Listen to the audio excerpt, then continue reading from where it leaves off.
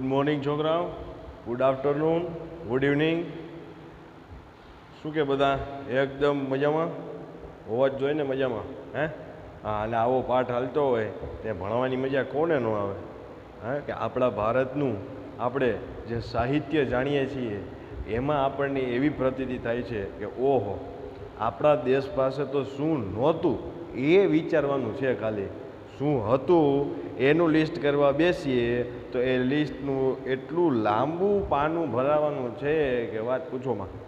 હે છે ને એવું? ચાલો તો હવે આપણે ચોથા પાઠમાં એક પહેલો પેટા મહત્વનો મુદ્દો, પછી એના પેટા મુદ્દા જોતા હતા. કયો એ પહેલો પેટા મહત્વનો મુદ્દો હતો? કે પ્રાચીન ભારતીય સાહિત્ય, અથવા તો મુખ્ય મુદ્દો કહી દો. અને એના પેટા મુદ્દા આપણે જોતા હતા કે પહેલો મુખ્ય મુદ્દો કયો હતો? તો કે પ્રાચીન ભારતીય સાહિત્ય. તો એમાં આપણે આની પહેલાંના વિડીયો લેક્ચરમાં જોયેલું કે ભાઈ 4 વેદો હતા. છે જે એમ જ બોલાય ને, 4 વેદો છે. કયા કયા? હવે આ રિવિઝન જેવું જ છે માત્ર. તો કે 4 વેદો પૂછે તો આપણને સૌથી પહેલાં કયો વેદ યાદ આવવો જોઈએ? તો કે ઋગ્વેદ. સાચું ને? પછી તો કે એક ગંગોત્રીવાળો શબ્દ આવ્યો તો એવી રીતે યાદ કરાય. તો કે જો પહેલો ઋગ્વેદ, તો બીજો સામવેદ, પછી ત્રીજો યજુર્વેદ, અને ચોથો અથર્વવેદ. અક્ષર એકદમ મસ્તીના છે ને ગાંધીજી જેવા? હે? તો પછી હા, 4 વેદો. એ 4 વેદોમાં કઈ કઈ મહત્વની બાબત છે એ આપણે જોયું હતું. પછી ઉપનિષદ, પછી બ્રાહ્મણ ગ્રંથો, અને પછી આરણ્યકો. આટલું આપણે પ્રાચીન ભારતીય સાહિત્યમાં પૂરું કર્યું હતું. એ પછી મેં તમને એવું કીધું હતું કે જો તમે આટલું બરાબર સમજી ગયા હોય તો હજી આગળનું ભણવાની એનાથી વધારે મજા આવશે. મારું કહેવાનું કે હવે એનું આગળનું એક જ મેઇન કામ બાકી રહ્યું છે. એનો પેટા મુદ્દો એક જ બાકી રહ્યો છે, અને એ છે વેદાંગ સાહિત્ય. કેવું? વેદાંગ. વેદાંગમાંથી સંધિ છૂટી પડે તો એમાંથી 2 શબ્દ છૂટા પડે છે, વેદ વત્તા અંગ. વેદનો કોઈ એક અંગ છે, એવી રીતે આપણે એનો અર્થ કરી શકીએ. તો જો વેદાંગ સાહિત્યમાં આપણને પાઠ્યપુસ્તક પ્રમાણે તો સૌથી પહેલાં રામાયણ, મહાભારત, અને આમ તો તમે જાણતા હશો, મારે કોઈ સરપ્રાઈઝ નથી રાખવી કે ભાઈ પાઠ્યપુસ્તકમાં છે, હું પછી સમજાવવાનો છું એટલે નહીં કહું. પણ શ્રીમદ ભગવદ્ ગીતા, કે જે રામાયણનો એક ભાગ છે, એ ગીતાજી, આ ત્રણેયથી વેદાંગની શરૂઆત થાય છે. આ પેટા મુદ્દો સમજવાની શરૂઆત થાય છે. પણ મેં તમને શરૂઆતમાં કીધું હતું કે જરૂરી લાગશે ત્યાં, અને તમારા કામનું હશે ત્યાં, જે આપણે સાહિત્ય અને ગ્રંથો વિશે ભણવાનું આવશે એના આપણે પુસ્તકો પણ જોશું, લેખકોના, અને ભાષામાં, એ ભાષા કઈ ભાષામાં રચાયા એ દરેકના નામ તો આમાં આપેલા હોય જ છે. તો એ પુસ્તક અથવા તો ગ્રંથ આપણે જોશું. એટલા માટે જ્યારે આપણે રામાયણ, મહાભારત અને શ્રીમદ ભગવદ્ ગીતા, આ 3 એવા ગ્રંથો છે કે જે માત્ર ધાર્મિક ગ્રંથો નથી. આની પહેલાં પણ મેં કીધું હતું કે જ્યારે આપણે ધાર્મિક, આધ્યાત્મિક શબ્દ આવ્યો હતો ત્યારે શું સમજતા હતા? બ્રાહ્મણ ગ્રંથો સમજતા હતા. ત્યારે તો જ્યારે આપણે આનો ધાર્મિક ગ્રંથો એવો અર્થ કરીએ છીએ ત્યારે આપણે આનો બહુ સંકુચિત અર્થ કર્યો છે એવું લાગે. આપણે આનો બહુ વિસ્તૃત અર્થ કરવો જોઈએ. આધ્યાત્મિક પણ છે, જીવનલક્ષી પણ છે, સાયકોલોજીનો પણ એક ગ્રંથ છે, સોશિયોલોજી જેવા દરેક ચેપ્ટર, દરેક વિષયનો આ ગ્રંથ છે. સાહેબ, સાયકોલોજી, સોશિયોલોજી આ બધી શું છે મનોવિજ્ઞાનનો અને સમાજશાસ્ત્રનો. એ વખતે સમાજ જીવન કેવું હતું, કેવી રીતથી રહેતા હતા, છતાં પણ ખુશ રહેતા હતા. અને કે ખુશ રહેતા હતા મતલબ કે એ રીત રિવાજ જ એનું કારણ હશે કે શું? અત્યારે જે જીવન જીવવાની પદ્ધતિ બદલાઈ છે અને માણસ દુઃખી થતો જાય. તમે જો આટલી સુખ સુવિધા એવી છતાં દુઃખી છે. અને પેલા કાંઈ સુવિધા નહોતી છતાંય સુખી હતો. તો શું હશે? એક એક જીવનનું શબ્દ એવો વાપરીશ કે ગૂઢ રહસ્ય. કેવું? ગૂઢ રહસ્ય, મતલબ કે બહુ ઊંડાણથી ભરેલું રહસ્ય એ આવા ગ્રંથોમાં છુપાયેલું છે. હા, અને જેટલા પણ વિદ્વાનો થઈ ગયા, વિદ્વાન શબ્દ વાપરું છું, જેટલા પણ વિદ્વાનો શબ્દ થઈ ગયા, તમારા મારા જેવા 10, 15, 20, 25 પુસ્તકો વાંચી લીધા હોય એ વિદ્વાન ન કહેવાય. વિદ્વાન જેને શાસ્ત્રનું જ્ઞાન હોય, જેને ગીતાજી જેવા ગ્રંથોના દરેક શ્લોકો મોઢે હોય, મોઢે હોય એટલું જ નહીં, એના સ્પષ્ટ ઉચ્ચાર સાથે એનો અર્થ જાણતા હોય, એને સમજાવી શકતા હોય, એવા વિદ્વાનોની વાત કરું છું. તો એ વિદ્વાનો થઈ ગયા, એ દરેક વિદ્વાને એક કોમન સ્ટેટમેન્ટ આપ્યું પોતપોતાની ભાષામાં, પોતપોતાની રીતે, પોતપોતાના શબ્દોથી. શું? કે ભાઈ જે રામાયણ છે, મહાભારત છે અને ભગવદ્ ગીતા છે એ માત્ર ધાર્મિક ગ્રંથ નથી. એ તો માણસને જીવન કેમ જીવવાનું અને એની એક એક મુશ્કેલીના નિવારણ કેવી રીતે કાઢી શકે, એને મુશ્કેલી સામે કેવી રીતે ફેસ કરવું જોઈએ, દરેકે દરેક મુશ્કેલીના નિવારણના ઉપાયો, શાંતિના સ્થાનો, મતલબ કે શાંતિના પ્રાપ્તિ સ્થાનો, કે કઈ રીતે તમને શાંતિ પ્રાપ્ત થાય, એ દરેક અહીંયા આપેલું છે. આ ગ્રંથોમાંથી માનવ જાત આખીને એમાંથી ઉપાયો મળે છે અને એનું જીવન તરી શકે છે. આવું આમાં આપેલું છે, પણ અત્યારે આપણે આ કરવાનું નથી. આપણે આના પછીનો ડાયરેક્ટ જે અન્ય વેદાંગ સાહિત્યનો પોર્શન છે એ સમજવો છે. શા માટે? તો કે આ દરેકને લગતા, જો બીજી વાત હું તમને કહી દઉં જ્યારે આની ચર્ચા ચાલુ છે ત્યારે, કે આ એવા ગ્રંથો છે બંને કે એના ઉપર પુષ્કળ સાહિત્ય રચાયું છે. એમ કહું છું પુષ્કળ. શું કામ એને? તો કે દરેક વિદ્વાન છે એ રામાયણને, એ મહાભારતને પોતપોતાની એક અલગ દ્રષ્ટિથી જુએ છે. બીજું કે એ વિદ્વાન, એ લેખક, એ કવિ જે સમયમાં થઈ ગયા, સાંભળજો, જે સમયમાં થઈ ગયા, જે યુગમાં થઈ ગયા, એ યુગની, એ સમયની માણસની જરૂરિયાત પ્રમાણે એને રામાયણ અને મહાભારતને રજૂ કર્યું કે તમે આ સમયમાં રામાયણ મહાભારતમાંથી આ શીખો. તમને જાણીને નવાઈ લાગશે. અને અત્યારે જ્યારે આવી વાત હોય ને, મારે તમને સમજાવવાનું ચાલુ હોય ત્યારે મારે અંદરથી મંડે નીકળવા છે કે ભાઈ મહાભારત છે અને રામાયણ છે, આ બંને મેં તમને શરૂઆતમાં કીધું હતું કે આ સિરિયલો ચાલતી હતી લોકડાઉન દરમિયાન, હે ને? જો તમે જોયો હોય તો આના પછીનો જે વિડીયો છે એ સ્પેશિયલ આ 3 ઉપર એ તમને જોવાની મજા પડશે. બરાબર? હવે આપણે આગળ વધવું છે. જો અહીંયા આટલું આપણે શરૂઆત જોયું હતું અને આનું રિવિઝન આપણે જે વેદો જોયા એ ટૂંકમાં જોયું. આમ તો મારે હવે આમાં કંઈ રિવિઝન એટલે ખાલી ઉપર છેલ્લું જોઈએ, મારે તમને બહુ ઊંડા લઈ જવાની જરૂર છે ને, કારણ કે મેં તમને કીધું હતું વિડીયો 2 વાર જોજો, 3 વાર જોજો. હવે આપણે જોવું છે વેદાંગમાં. જોઈએ આ યુગમાં સંસ્કૃત ભાષામાં, અહીંથી ચાલુ કરવાનું, સંસ્કૃત ભાષામાં પુષ્કળ સાહિત્ય,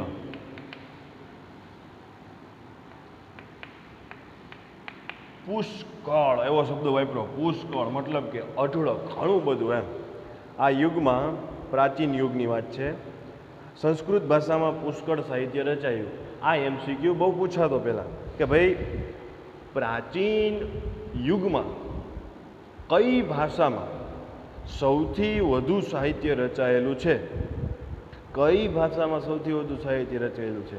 હવે જ્યારે આપણે પ્રાચીન યુગની વાત કરીએ અને એ વખતની ભાષાઓની વાત કરીએ તો એ વખતે સંસ્કૃત સિવાય આપણી અન્ય પ્રાચીન ભાષા પણ ભારતની તમિલ છે.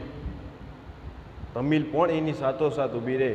તો આ તમિલ, સંસ્કૃત, પછી બીજી મલયાલમ નાખે, કન્નડ નાખે, પછી હિબ્રુ, ફારસી એવી પણ નાખી શકે MCQમાં. એ સમયે તમારા મગજમાં બે મત સિવાય કોઈ પણ મત જ તમારો એક મત દરેકનો થાય કે ભાઈ સંસ્કૃત સંસ્કૃત સંસ્કૃત, દરેકનો પ્રશ્ન સાચો પડવો જોઈએ. એમાં કોઈ બે મત ન થવો જોઈએ. મારું કહેવાનું એટલું ખાલી. સંસ્કૃત તરત મગજમાં મોટો એલો જોઈને બલ્બ ચાલુ થઈ જવો જોઈએ કે ભાઈ સંસ્કૃત સાહિત્ય રચાયું હતું. સિમ્પલ. હે ને? આગળ. એટલે મારું કહેવાનું તમને એવું હતું કે તમિલ છે કે એવી અન્ય કોઈ એની સાથની પ્રાચીન ભાષા મૂકે તો એ એક વિદ્યાર્થીને થોડુંક કન્ફ્યુઝન ક્રિએટ કરવા માટે મૂક્યું હોય કે ભાઈ પ્રાચીન તો આ પણ હતી, આ પણ છે, પણ આપણા માટે ક્લિયર એન્ડ કટ છે કે સંસ્કૃત સાહિત્ય રચાયું હતું. આગળ. જેમાં ધાર્મિક અને લૌકિક એવી બંને પ્રકારની રચનાઓનો સમાવેશ થાય છે. પુરાણોએ આરંભિક વૈદિક ધર્મને સમજાવવામાં મુખ્ય ભૂમિકા ભજવી છે. જો પુરાણની વાત આવી તો જ્યારે તમે ભારતીય સાહિત્ય ભણો છો અને એમાં હું લખું છું પુરાણ જેવો શબ્દ વાપરે છે પુરાણ, તો આ પુરાણોએ પ્રાચીન ધાર્મિક આરંભિક ધાર્મિક સાહિત્યને અથવા તો આરંભિક ધર્મને સમજવામાં મદદ કરી ગમે તે તમને કહે તો એમાં જ્યારે પુરાણોની વાત આવે એ વખતે તમારા મગજમાં તરત બીજો બલ્બ ચાલુ થવો જોઈએ કે ભાઈ પુરાણો કેટલા હતા.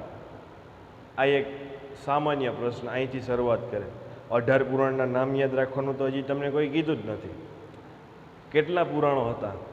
તો એ વખતે મતલબ કે અત્યારે ભારત પાસે અથવા તો ભારતીય સાહિત્યમાં કેટલા પુરાણોનો સમાવેશ થાય છે આવો પ્રશ્ન હોય, આ એકદમ સચોટ પ્રશ્ન છે કે જેનો એક જ જવાબ નીકળે. તમે કોઈ પણ કન્ફ્યુઝનમાં ન જાઓ.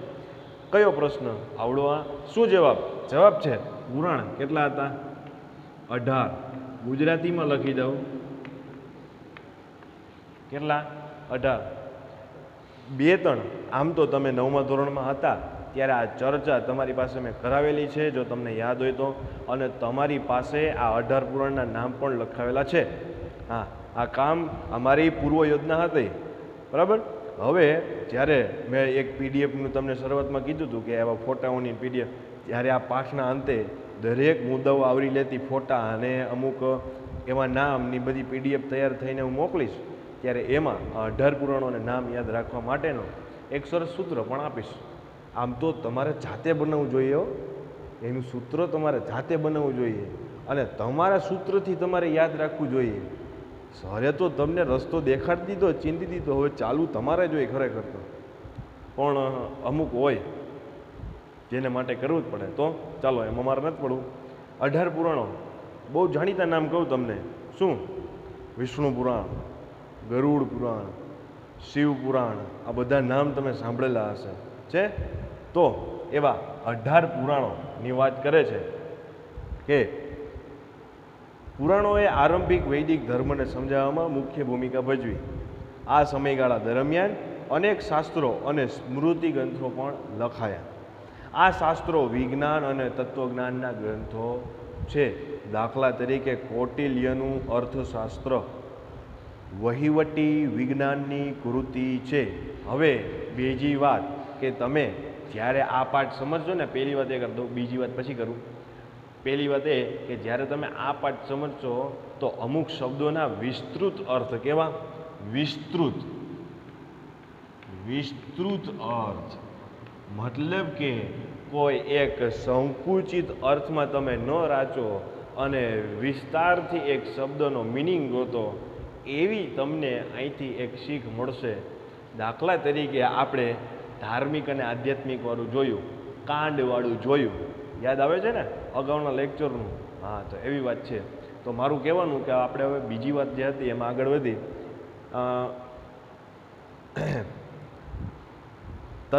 આ શાસ્ત્રો વિજ્ઞાન અને તત્વજ્ઞાનનો ગ્રંથ છે. હવે જ્યારે પ્રાચીન ભારતીય સાહિત્યનો એક કોષ્ટક આવશે એમાં સૌથી પહેલું આમ તો રામાયણ મહાભારત આવશે, પણ એ રામાયણ મહાભારત એ બધું પૂરું થાય પછી સૌથી પહેલાં તમને કૌટિલ્યથી શરૂઆત કરે કે કૌટિલ્ય જો અહીંયા આવી રીતે કોષ્ટક બનાવવાનું તમે બનાવી શકો, એનું આપવાનું છું લેસનમાં. અહીંયા કોષ્ટક બને, કોષ્ટકમાં રચયિતાનું નામ કોનું? રચયિતા, પછી એની રચના. હવે આ બંનેની જગ્યાએ તમે બીજો શબ્દ પણ વાપરી શકો. શું? તો કે કર્તા. શું? કર્તા. પછી કૃતિ, અને અહીંયા ભાષા. તો હવે આપણે વાત કરતા હતા કૌટિલ્યની. કૌટિલ્ય એટલે કોણ? એ પ્રશ્ન તમને થવો જોઈએ. સર નામ હશે, કોઈક વ્યક્તિ હશે. હા, વાત સાચી તમારી, કોઈક વ્યક્તિ છે, એનું નામ છે. પણ આ કૌટિલ્ય છે એ આ નામથી ઓળખાય છે. પણ હું તમને એમ કહું કે ચાણક્ય, તો તમારા મગજમાં લાઈટ જલ્દી થશે, હે ને? તો એનું અર્થશાસ્ત્ર. અર્થશાસ્ત્ર કઈ ભાષામાં? તો કે આપણને શરૂઆતમાં જ કીધું હતું કે સંસ્કૃત ભાષામાં રચાયું છે. પડે છે ખબર? આવી રીતે કોષ્ટક તૈયાર કરવાનું છે. તો જોઈએ, દાખલા તરીકે કૌટિલ્યનું અર્થશાસ્ત્ર વહીવટી વિજ્ઞાનની કૃતિ છે. હવે બીજું મારે જે તમને કહેવું હતું એ બીજી વાતમાં, કે જ્યારે વિસ્તૃત અર્થની આપણે ચર્ચા કરી તો વહીવટી વિજ્ઞાન. હવે જ્યારે વિજ્ઞાન શબ્દ આવે છે, વિજ્ઞાન, તો તમારા મગજમાં ખાલી એવા જ વિચારો કે ભાઈ વિજ્ઞાન એટલે તો કંઈક રસાયણો ભેગા થતા હોય ને રસાયણની વાત આવે, પછી માણસના શરીરમાં આવું થાય એવી વાત આવે, અને પછી મશીન કોઈ પણ જાતનું સ્કૂટર છે કે એક્ટિવા કે અથવા તો નાનો એવો પંખો હોય, ટેબલ ફેન હોય, થી માંડીને મોટા મોટા મશીનો સુધી, કારખાના, આ દરેક વિજ્ઞાનની વસ્તુ આપણને મગજમાં આવે. આ જ વિજ્ઞાન છે. વિજ્ઞાન એટલે શું? તો કે વિજ્ઞાન એટલે એવી વસ્તુ કે જે તર્ક સંગત સાથે જોડાયેલી વાત છે, કે જેને સંગત કોની સાથે છે? તર્ક સાથે છે. કોઈ પણ વાતનો સંબંધ તર્ક સાથે હોય, એમનેમ હવામાં ગોળીબાર ન હોય, એ બધું વિજ્ઞાન આપણે ગણાવી શકીએ. પડે છે ખબર? કે જેમાં તર્ક છુપાયેલું હોય, જેમાં સાબિતી છુપાયેલી હોય. સાબિતી તો પછીની વાત છે, પણ જેમાં તર્ક હોય એ વિજ્ઞાન છે. હા, વિજ્ઞાન એટલે માત્ર આ મશીન ને ભાઈ આમ ઘસાય તો ગરમી ઉત્પન્ન થાય, બરાબર, એ વિજ્ઞાન છે જ, એમાં કોણ ના પાડે છે? પણ જ્યાં તર્ક સંગત છે એ દરેક આપણે વિજ્ઞાનમાં સમાવી શકીએ. એટલે ખાલી તમારી છઠ્ઠા ધોરણથી લઈને આગળ જતા જેટલી વિજ્ઞાનની ચોપડી આવે એ જ વિજ્ઞાન છે એમ ન માનો. આપણા વિષયનું નામ છે સામાજિક વિજ્ઞાન. યાર, આ તમે છઠ્ઠા ધોરણથી ભણો છો, સમાજનું વિજ્ઞાન ભણી છીએ ને આપણે. હા, તો આગળ કે આ કૌટિલ્યનું અર્થશાસ્ત્ર કેવી? વહીવટી વિજ્ઞાનની કૃતિ. કેવી? આ એમસીક્યુ પૂછાતો જો, એમસીક્યુની રેન્જ તો બહુ મોટી હતી. હા, અમને અલગથી એક લીથો આપ્યો હતો કે જેમાં 7000 એમસીક્યુ હતા. 7000, 21 પાઠના 7000 એમસીક્યુ. એ 7000 એમસીક્યુની પ્રેક્ટિસ કરી હોય ને એકવાર, એટલે 50માંથી 50 બોર્ડમાં પાકા જ હતા. હા, 50-50નો રેશિયો હતો ત્યારે. તો હવે જ્યારે 50 માર્કના એમસીક્યુ નીકળતા ને, અને આ તમને એમ થાય કે એમસીક્યુની વાત હવે શું કરો, હવે તો 5-10 નીકળે છે માન. મારું કહેવાનું એટલું નથી. આનો પણ આપણે વિસ્તૃત જોવો છે કે જ્યારે તમારે ભવિષ્યમાં કોમ્પિટિટિવ એક્ઝામ દેવાની થાય, અથવા તો જીકે માટે પણ તમારે અહીંયા ભંડોળ ભેગું કરવું હોય, ત્યારે આ વન લાઇનર ક્વેશ્ચન આપણને બહુ જ કામ આવે. તો જ્યારે એવું પૂછેલું હોય કે ભાઈ વહીવટી વિજ્ઞાનની કૃતિ, પ્રાચીન ભારતીય સાહિત્યની વહીવટી વિજ્ઞાનની કૃતિ કઈ છે? તો કે અર્થશાસ્ત્ર. કોની છે? કૌટિલ્યની. કઈ ભાષામાં હતી? સંસ્કૃતમાં. પડે છે ખબર? આગળ વિવિધ કક્ષાના ગણિત અને અન્ય વિજ્ઞાન સંબંધિત શાસ્ત્ર ગ્રંથો પણ લખાયા. સ્મૃતિ ગ્રંથોમાં ધર્મ દ્વારા અનુમોદિત કર્તવ્યો, અનુમોદિત જે કરવાના હોય આપણે એવા, જે નિભાવવાના, જે કર્તવ્યો નિભાવવાનું હોય મારે એવું, કર્તવ્યો, રિવાજો અને નિયમો આપવામાં આવ્યા છે. પ્રારંભિક બૌદ્ધ સાહિત્ય પાલી ભાષામાં રચાયું હતું. આ સાહિત્ય 3 ભાગોમાં વહેંચાયેલું છે. તેને ત્રિપિટક તરીકે ઓળખવામાં આવે છે. પ્રારંભિક બૌદ્ધ સાહિત્યનો પરિચય આપો. 2 માર્ક. આમાંથી પ્રશ્ન એવો નીકળતો. પ્રારંભિક, એક મિનિટ, ડસ્ટર લઈ લઉં. આમાંથી જેટલા પ્રશ્ન નીકળે એ હું તમને કહેતો જાઉં. તો કે પ્રારંભિક બૌદ્ધ સાહિત્યનો પ્રારંભિક બૌદ્ધ સાહિત્યનો પરિચય આપો. આટલું આ પ્રશ્ન નીકળતો કેટલામાં? તો કે 2 માર્કમાં નીકળતો. 2 માર્કમાં તમારે શું કહેવાનું કે ભાઈ પાલી ભાષામાં રચાયું હતું, તેને ત્રિપિટક તરીકે ઓળખવામાં આવે છે. તેમાં સૂત પિટક, વિનય પિટક, અભિધમ પિટક આવા 3 ગ્રંથો છે અને આ ત્રણેયને ત્રિપિટક તરીકે ઓળખવામાં આવે છે. આવી રીતે તમારે એને સમજૂતી આપવાની, સિમ્પલ. પછી આગળ વધીએ. આ ઉપરાંત બૌદ્ધ સાહિત્યમાં અન્ય ગ્રંથો પણ રચાયા હતા. 2 માર્કમાં આટલું નાનું ને નાજુક. આગળ, ગુપ્ત યુગને સંસ્કૃત કાવ્ય અને નાટકના વિકાસનો સુવર્ણ યુગ કહેવાયો હતો અથવા તો કહેવાયો છે. બીજો પ્રશ્ન કે કારણ આપો. કારણ આપો એમાં શું કહે કે ભાઈ ગુપ્ત યુગને સંસ્કૃત સાહિત્યનો સુવર્ણ યુગ કહે છે. આવું કારણ આપો. તો એ કારણમાં આપણે જવાબ શું લખશું? અને આ તો 3 માર્કમાં પણ પહેલાં પૂછાયેલો, 2 માર્કમાં પણ પૂછાયેલો. કયો? આવડું. આ જ પ્રશ્નને બીજી રીતે પૂછે, ત્રીજી રીતે પૂછે, પણ આપણે જવાબ શું લખશું? તો કે જુઓ, ગુપ્ત યુગને સંસ્કૃત કાવ્ય અને નાટકના વિકાસનો સુવર્ણ યુગ કહેવાયો. આ સમયના મહાન લેખકોમાં કાલિદાસ, ભવભૂતિ, ભારવી, કવિ ભર્તૃહરિ, કવિ બાણભટ્ટ અને કવિ માઘ ઇત્યાદિ જો વગેરે શબ્દ વાપરી શકાય. પણ અહીંયા જ્યારે સાહિત્યની વાત કરે છે તો શિષ્ટ શબ્દો ગોઈતા છે. ઇત્યાદિનો સમાવેશ થાય છે. આ તમામ ભારતભરમાં વિખ્યાત છે. ભારતભરમાં નહીં, ભારતની બારે પણ એ વખતે પણ વિખ્યાત હતા, બહુ પ્રખ્યાત હતા, બહુ નામના મેળવી હતી. તો અત્યારે તો હોવાના જ છે, કારણ કે અત્યારે લિટરેચર ઉપર એટલા બધા કોર્સીસ અવેલેબલ છે. કોઈ એક ગ્રંથ ઉપર PhD થઈ શકે. મારું કહેવાનું એટલું. તો તમને લાગે છે કે આ માત્ર ભારત પૂરતા વિખ્યાત હોય? નહીં.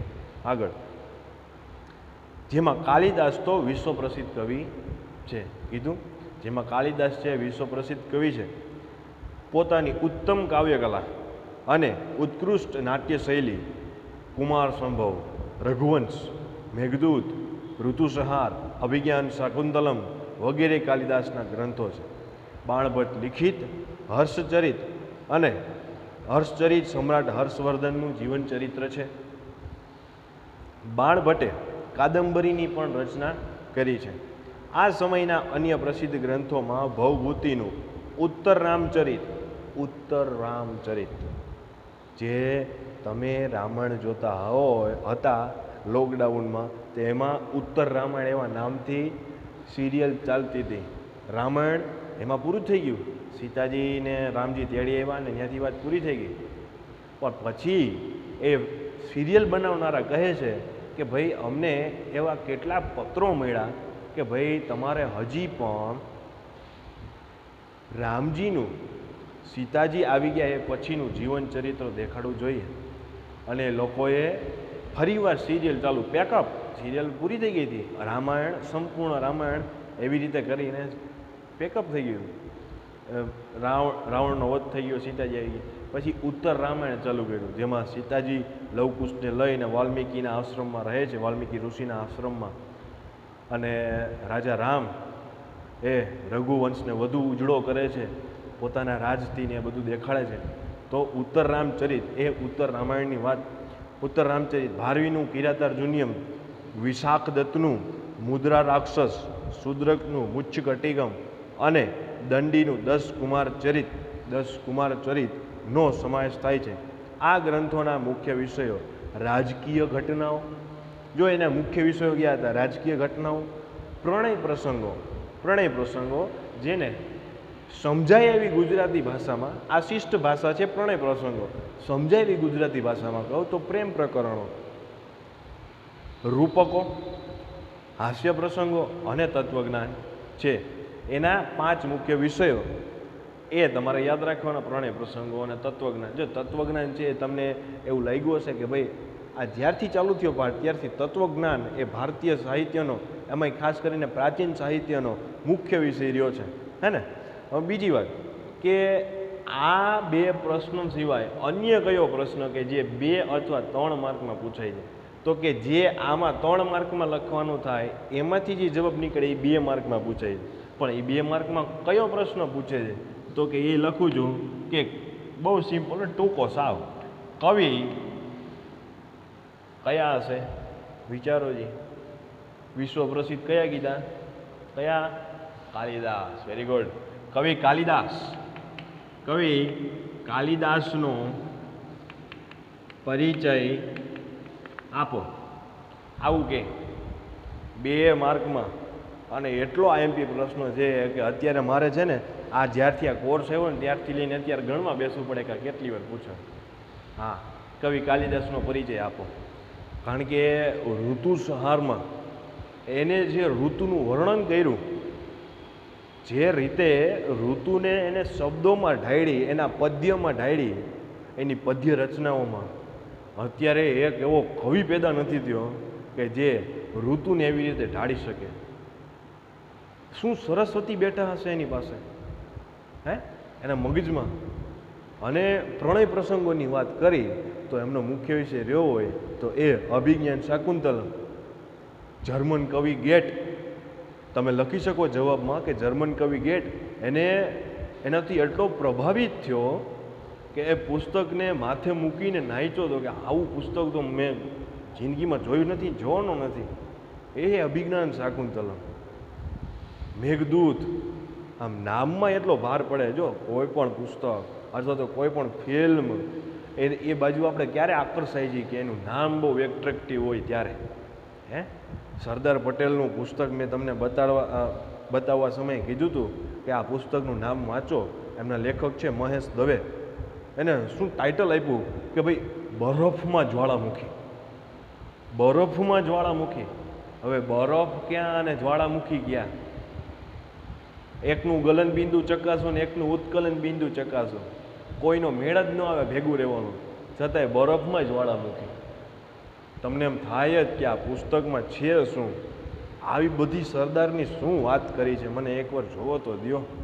હે, તો આવા એકદમ અદ્ભુત નામવાળા ગ્રંથો લખ્યા કવિ કાલિદાસે. એટલે કાલિદાસ એવા કવિ છે કે જેને પર્ટિક્યુલર એક ક્વેશ્ચનમાં પૂછવામાં આવે 2 અથવા 3, મારા જેવા મોજી લે તો 4માં પૂછી લે કે ભાઈ એની સંપૂર્ણ સાહિત્ય રચનાની સમજૂતી આપો. પડે છે ખબર? તો આ કવિ કાલિદાસ, ભવભૂતિ, ભારવી, બાણભટ્ટ એ એટલા જ પ્રખ્યાત હતા, પણ કાલિદાસને આવા 2-3 ગ્રંથોને લીધે એ થોડા વધારે ફેમસ થયા. આગળ જૂની ગુજરાતી ભાષામાં. હવે આટલું પતે પછી જો ગુજરાતી ભાષા માટે જગ્યા રાખી છે મેં, એવું નથી કે નથી રાખી. સફેદ ચોક જ છે, દેખાશે ને, બદલાવતું નથી. આપણી પાસે સમય ઓછો છે. જૂની ગુજરાતી ભાષા એવું કીધું છે, જૂની ગુજરાતી ભાષા અત્યારે જે બોલીએ છીએ એ નવી ગુજરાતી છે. થોડી શિસ્ત પણ છે અને અમુક શબ્દો પણ ઉમેરાયા છે. હા, માનો કે આપણે કહીએ કે લાઇટ ચાલુ કર, તો આપણને એમ લાગે કે લાઇટ છે એ ગુજરાતી શબ્દ છે, લાઇટ તો અંગ્રેજી છે. પણ એનું એટલું ગુજરાતીકરણ થઈ ગયું છે કે અથવા તો ભારતીયકરણ થઈ ગયું છે કે જ્યારે એને હિન્દીમાં લખવામાં કે લાઇટ બંધ કી, કે લાઇટ ચાલુ કર ગુજરાતીમાં બોલીએ તો લાઇટ આપણને આપણી ભાષાનો શબ્દ એવું લાગે ને. ક્યારે વિચાર્યું છે કે આવા કેટલા શબ્દો હશે કે જે આપણને એવું લાગે કે આ તો ગુજરાતી શબ્દ છે? હે, મોબાઈલ છે, ટ્રેન છે, બસ છે, સાયકલ છે, બધા અંગ્રેજી છે શબ્દ. મોબાઈલ આપણે બોલો છે ને એ જ મોબાઈલ દ્વારા તમે ભણો. ચાલો મોબાઈલ એની જ વાત કરો, શું કહેવાય મોબાઈલ? શુદ્ધ ભાષામાં, આપણી ભારતની શુદ્ધ ભાષામાં કેવું હોય તો શું કહેવાય? ચાલો મારે રાષ્ટ્રભાષામાં જાણવું હોય શું કહેવાનું? Anybody have idea about that? શું કહેવાય? દૂરભાષ યંત્ર. શું કહેવાય? દૂરભાષ યંત્ર. આ કોઈ દી બોલીએ છીએ આપણે? નહીં. એટલે આ નવી ગુજરાતી છે. પડે છે ખબર? તો જૂની ગુજરાતી ભાષાની વાત કરીએ જ્યારે પ્રાચીન સાહિત્યમાં, તો શું આવશે? જૂની ગુજરાતી ભાષામાં પદ્ય સાહિત્ય રચાતું હતું. જે આપણે પાઠની શરૂઆતમાં ડિસ્કસ કર્યું કે શરૂઆતનું પ્રાચીન ભારતીય સાહિત્ય મોટે ભાગે શેમાં છે? પદ્યમાં જ છે. તો જૂની ગુજરાતીમાં પણ પદ્ય સાહિત્ય રચાતું. સમય જતાં ગુજરાતી ભાષામાં ખેડાણ થતાં અનેક કૃતિઓ રચાય, જેમાં નરસિંહ મહેતા, મીરાબાઈ, દયારામ, અખો, પ્રેમાનંદ, પ્રીતમ, ગંગા સતી જેવા સાહિત્યકારોએ પદો, ગીતો, ગરબી, છપ્પા, આખ્યાન કાવ્યો વગેરે રચીને ગુજરાતી સાહિત્યના વારસાને સમૃદ્ધ બનાવ્યું છે. હવે જ્યારે પદ્યની વાત ચાલતી હોય ત્યારે હવે મારે ચોક બદલાવવો પડે, આને હું સફેદથી ન લખી શકું. જ્યારે પદ્યની વાત ચાલે, પદ્ય, તો મને તમે પદ્યનો એક મુખ્ય ગુણ કહેશો? શું છે એક મુખ્ય ગુણ? એમાં ગીત આવે, કવિતા આવે, ગઝલ આવે, મેં તમને કીધું દુહા આવે, છંદ આવે. એટલે છંદ એક બંધારણ છે. તો એ દરેક પ્રકાર કોઈ પણ હોય, પણ પદ્ય અને ગદ્ય એવા બે પ્રકાર છે મુખ્ય. તો પદ્ય એનું એક મુખ્ય લક્ષણ કયું છે? અગેન અમારો પ્રશ્ન છે. આ વચ્ચે 4 સેકન્ડ એટલી રાખું છું, કદાચ તમને જવાબ આવડી જાય. તમે પોતાને ખાસ તો દેવાનું. હા, શું છે મુખ્ય લક્ષણ ખબર છે? ટૂંકાણમાં, બહુ ટૂંકમાં બહુ ઝાઝી વાત કરે, બહુ જ ઝાઝી વાત કરે. કવિતા પદ્ય છે, 2 શબ્દ વચ્ચે એક નાના પેરેગ્રાફ જેટલો અર્થ છુપાયેલો હોય, 2 શબ્દો વચ્ચે. તો એ પદ્યમાં તો એમ તો ઘણા બધા શબ્દો આવતા હશે ને, હે? તો કેટલો એનો મિનિંગ વિસ્તારથી થતો હશે. એક પંક્તિ ઉપર આખો વિચાર વિસ્તાર થઈ શકે છે, થઈ શકે ને. તો આ પદ્ય છે એની મુખ્ય તાકાત કઈ છે? તો કે એ ટૂંકમાં વધુમાં વધુ વાત કહેવાની ક્ષમતા ધરાવે છે પદ્ય. તો એ રીતે તમે જોવા જાઓ તો કવિની જે અહીંયા મગજમાં ચાલતી પ્રોસેસ હોય એ કેટલી તીવ્ર હોવી જોઈએ એનો અંદાજ તમે લગાડી શકો, હે ને. તો એવા દયારામની ગરબી હોય, અખાના છપ્પા હોય, કે પછી મીરાબાઈના ભજનો હોય, કે પછી નરસિંહ મહેતાના પ્રભાતિયા હોય, નરસિંહ મહેતાના ભજનો હોય, એ દરેકમાં કેવડી તાકાત હશે. અને એ બધાએ અખાના છપ્પા, એ પુસ્તક પણ છે મારી પાસે, અખાના છપ્પા, દયારામની ગરબી, આ દરેક સાહિત્યએ ભારતીય ગુજરાતી ભાષા સાહિત્યના વારસાને સમૃદ્ધ બનાવ્યું છે. હવે સમૃદ્ધ આવો પ્રશ્ન મને તો ઈચ્છા થાય બાકીના પૂછે કે ન પૂછે. સમૃદ્ધ ભારતીય ગુજરાતી પ્રાચીન સાહિત્ય કયા કારણોસર સમૃદ્ધ બન્યું છે?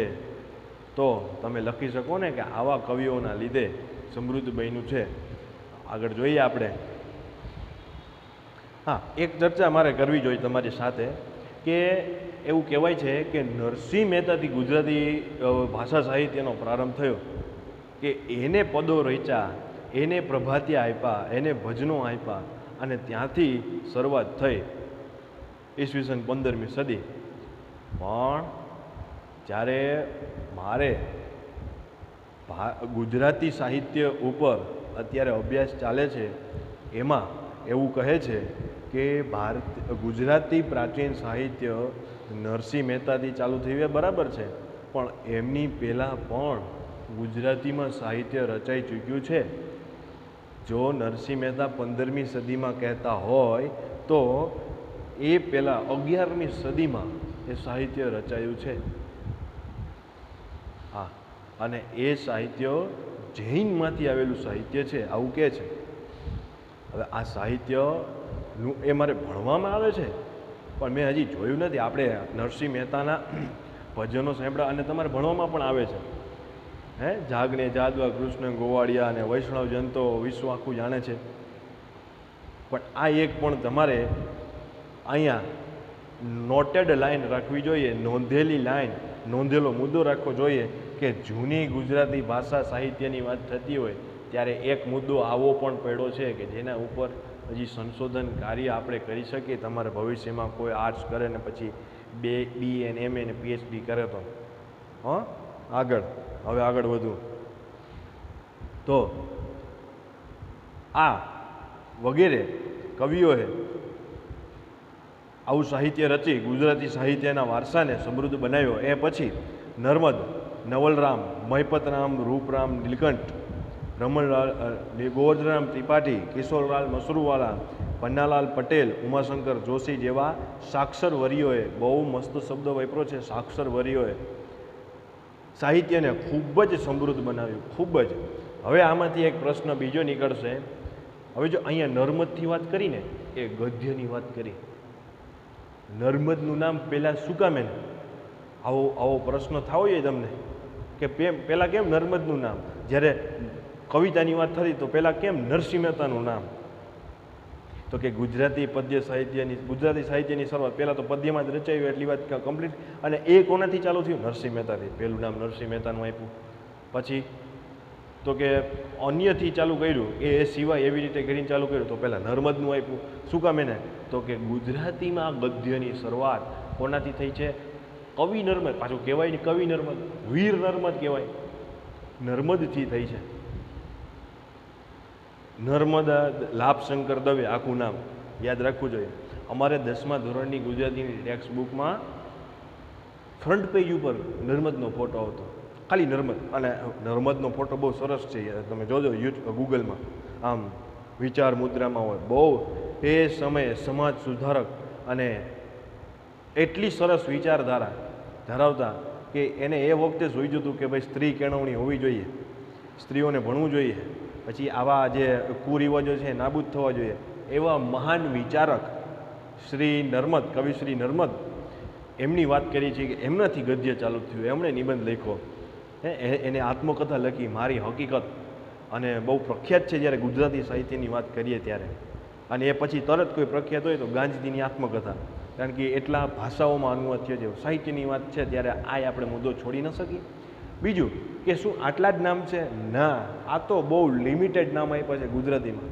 આપણે ગુજરાતીમાં શું કામ વાત કરી શકીએ? કારણ કે આપણે કેટલા ધોરણથી, નાના હતા પહેલાં ધોરણથી ગુજરાતી ભણતા આવી છીએ. ત્યારે બાળ કાવ્યો આવતા, પછી ધીમે ધીમે આગળ આવતા ગયા. એમ આપણે મોટા સાહિત્યકારોની મોટી કૃતિ આવતી ગઈ. શ્યામ સાધુની 12મા ધોરણમાં જુઓ નામની ગઝલ પણ આવે છે.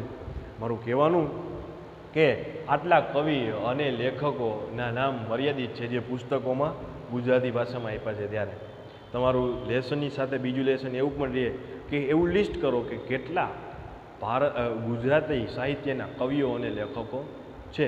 ઓકે, આગળ વધી.